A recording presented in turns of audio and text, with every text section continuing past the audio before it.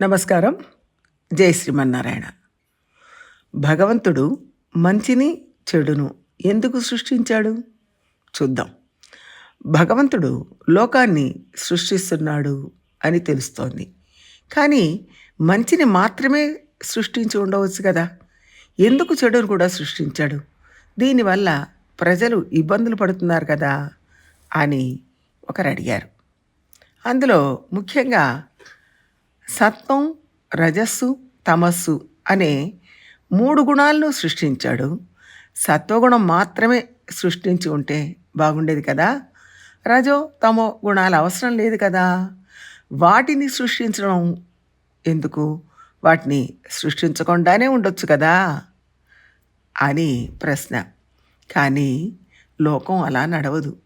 వెలుగు అంటే చీకటి సృష్టించకపోతే వెలుగు యొక్క గొప్పతనం మనకు తెలియదు. మనం అనుకుంటాం, రోజు పొయ్యి వెలిగిస్తున్నాం, వంట చేస్తున్నాం, తింటున్నాం, ఆడుకుంటున్నాం, పరిగెడుతున్నాం, పనులు చేస్తున్నాం. ఇవన్నీ చేశాక మన శక్తి తగ్గుతుంది. మళ్ళీ తింటున్నాం, మళ్ళీ వండుకుంటున్నాం. ఇలా కాకుండా అసలు ఆహారమే వద్దు, ఆహారం లేకుండా శక్తి అలాగే ఉంటే ఎప్పటికీ తగ్గకుండా ఉంటే బాగుంటుంది కదా అని కూడా మనం అనుకుంటాం. ఇట్లా అనేక ప్రశ్నలు మనకు వస్తూ ఉంటాయి. కానీ వీటికి మూలం ఒక విషయం గుర్తు చేసుకోవాలి. అది భగవంతుడి సృష్టి. ఈ లోకం అంతా ఆయన సొత్తు. ఆయనకి ఇష్టం ఉన్నట్టుగా ఆయన సృష్టిస్తున్నాడు. మనం అనాది కాలంగా పుడుతూ ఉన్నాం, పోతూ ఉన్నాం. మంచి చెడు రెండూ కూడా సృష్టిలో ఉంటాయి. రెండూ మనతో పాటు వస్తూనే ఉన్నాయి. సృష్టి అనేది ఒకరోజు ప్రారంభమైందా, అది ఏ రోజు అని చాలామంది అడుగుతూ ఉంటారు. మొదటి జన్మలో పుట్టినప్పుడు మొదటి రోజు ఎలా ఉండింది అని అడుగుతూ ఉంటారు. అలా ఒక రోజు అంటూ ఉండదు. మొదటిసారి భగవంతుడు రూపుదిద్దుకున్నప్పుడు అని ప్రశ్న వేయడానికి వీలు లేదు. మొదటిసారి ఆత్మ పుట్టినప్పుడు అనే ప్రశ్న కూడా లేదు. ఇదంతా అనాది. మనం ఎంతో కాలంగా పుడుతూనే ఉన్నాం. అనాది కాలంగా పుడుతూ చస్తూ ఉన్నాం.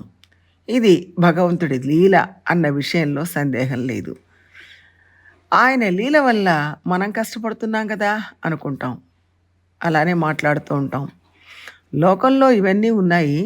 లోకంలో దోపిడీ ఉంది, దొంగతనం ఉంది, ఎన్నో దుష్టశక్తులు పనిచేస్తూ ఉంటాయి. దానివల్ల ఎవరైతే బాధపడుతున్నారో వాళ్ళు వెంటనే కంప్లైంట్ చేస్తూ ఉంటారు. దాని గురించి మనం పట్టించుకోవట్లేదు. మన జీవితం బాధింపబడలేదు కాబట్టి మనం సంతోషంగా కాలం గడుపుతున్నాం.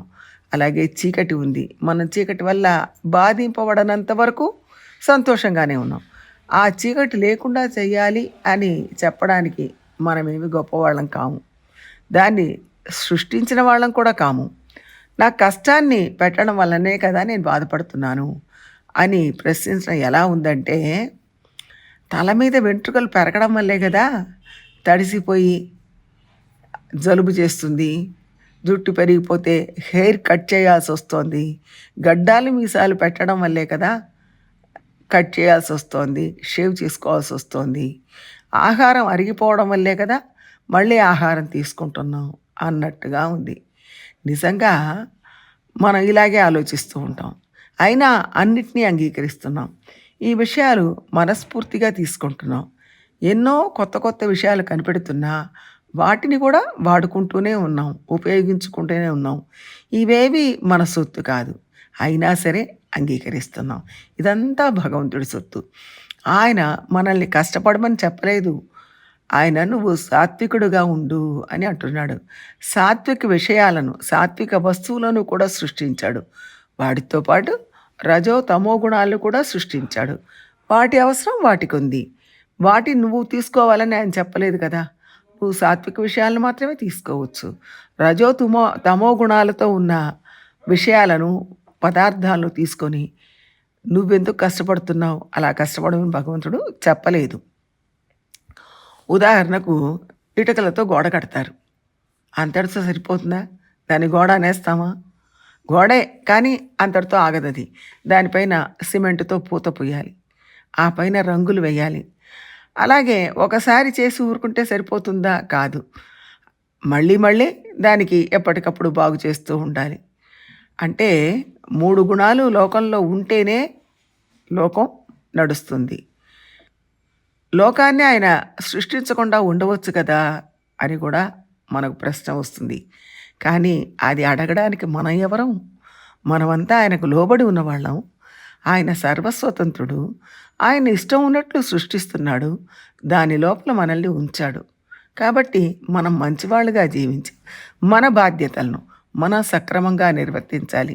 అంతేగాని ఎదురు ప్రశ్నలు వేస్తూ ఉండకూడదు. కానీ ఇక్కడ అప్పీల్ వేసుకోవడానికి పైకోర్టు కూడా ఏదీ లేదు. మనం నిత్య జీవితంలో ఉండే సత్యాన్ని అర్థం చేసుకోవాలి. ఆయన సొత్తు ఆయన సృష్టిస్తున్నాడు. మనం సౌకర్యంగా ఉండడానికి మనకు మార్గాన్ని కూడా చెప్తున్నాడు. ఆయన చూపిన మార్గంలో మనం జీవించాలి. ఇంకో రకంగా చూసినా ఈ లీల మొత్తం మన మంచి కోసమే ఆయన చేస్తున్నాడు. మనం కర్మలను తొలగించుకొని ఆయన దగ్గరకు చేరాలి అంటే కర్మయోగం, జ్ఞానయోగం, భక్తి యోగం ఇవన్నీ పాటించాలి. మన కర్మలు తొలగించుకోవాలి. ఈ కర్మ, జ్ఞాన, భక్తి యోగాలను ఆయన సృష్టించిందే కదా, మన కోసం సృష్టించాడు కదా. అది నేను ఎందుకు చేయాలి అని అడగొచ్చు. కానీ అడిగే అవకాశం జీవాత్మకు లేదు.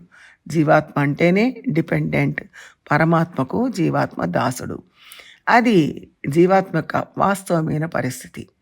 నేను ఓ కంపెనీకి ఎండీ అయితే దానికి తగ్గట్టుగా సంతకాలు పెట్టే అధికారం నాకుంటుంది. నిర్ణయాలు తీసుకునే అధికారం నాకుంటుంది. కానీ నేను ఎండీని కాదు. నేను దాంట్లో ఒక ఎంప్లాయీని, ఒక ఒక ప్రాంతానికి మేనేజర్ని. నేను నా ఇష్టానికి నిర్ణయాలు తీసుకుంటాను, ఎండీ లాగా చేస్తాను అంటే కుదరదు, ఒప్పుకోరు. ఎందుకంటే ఒక సంస్థలో ఒక స్థాయిలో మేనేజర్గా నేను పనిచేస్తున్నాను కాబట్టి ఆ స్థాయిలో నేను కర్తవ్యాన్ని ఎంత బాగా నిర్వర్తిస్తున్నాను అన్నదే ప్రశ్న తప్ప ఎండీ కాలేదు మేనేజర్గా ఎందుకున్నాను అని ప్రశ్నించే అవకాశం లేదు. కాకపోతే ప్రయత్నం చేస్తే ఒక మెట్టు ఎక్కితే అంచెలంచెలుగా ఎండీ కావచ్చు, వైస్ ప్రెసిడెంట్ కావచ్చు. కావడానికి మనం కృషి చేయాలి. అలాగే మనం సామాన్య జీవులం. సామాన్య జీవిగా ఉంటే భక్తి చేయడం వల్ల యోగి కావచ్చు. నలుగురికి భగవంతుడి విషయాలు చెప్పడం వల్ల ఆచార్యులు కావచ్చు, ముక్త పురుషుడు కావచ్చు. ఈ ప్రాసెస్ కూడా ఉంది. ఎలా అయితే ఒక కంపెనీలో కింది స్థాయిలో చేరినవాడు తన స్వయం కృషితో పై స్థాయికి చేరుకుంటాడో, అలాగే భగవంతుడు కూడా స్వయం కృషితో అన్ని విధాలా మంచిని అమర్చి తన సొత్తు అయిన జీవాత్మను తన దగ్గరకు చేర్చుకునే విధానం కూడా ఏర్పాటు చేశాడు. అందుకోసమే ఈ లీలను నిర్వహిస్తున్నాడు. ఈ లీల వల్ల మనం బాధపడటం లేదు. ఈ లీల సక్రమంగా జరగాలంటే మంచి చెడు అన్నీ ఉండాలి. మనం చెడులో పడాలని దుఃఖించాలని ఆయన అనలేదు. మనం చేస్తున్నాం కాబట్టి ఆలోచించి దాన్ని తొలగించుకొని సత్వగుణం వైపే మొగ్గు చూపి సత్వ గుణం ఉన్న పదార్థాలను, విషయాలను స్వీకరిస్తూ భగవంతుడి దగ్గరకు చేరడానికి నిరంతరం ప్రయత్నం చేయాలి. జై శ్రీమన్నారాయణ.